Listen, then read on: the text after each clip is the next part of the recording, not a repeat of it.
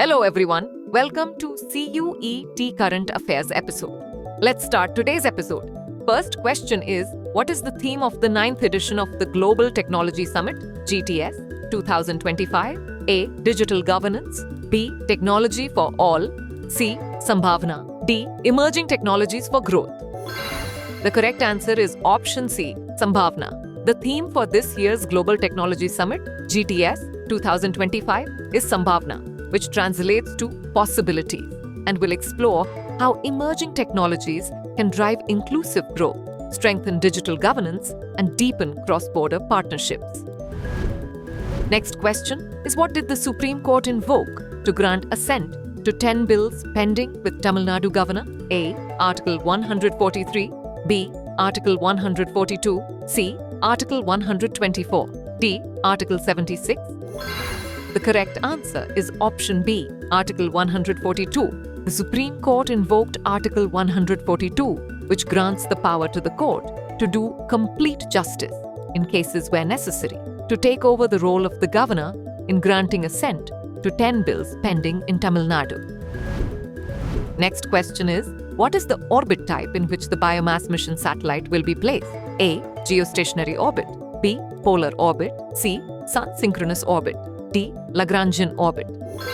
The correct answer is option C, Sun-synchronous orbit. The Biomass satellite will be placed in a Sun-synchronous orbit, SSO, a type of orbit where satellites remain in sync with the Sun. Next question is, what was the new tax rate on Chinese imports after Trump's announcement? A. 100%. B. 50%. C. 10%. D. 125%.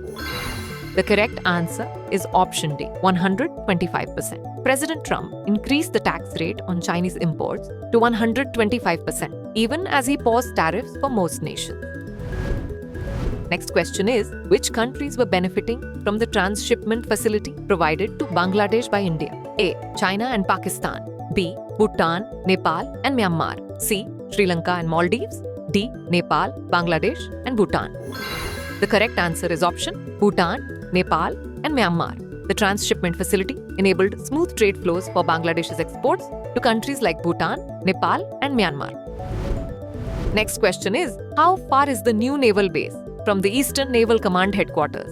In Visakhapatnam, A. 50 kilometers. B. 10 kilometers. C. 100 kilometers. D. 200 kilometers. The correct answer is A. 50 kilometers. The new naval base is located about 50 kilometers south from the Eastern Naval Command Headquarters at Visakhapatnam.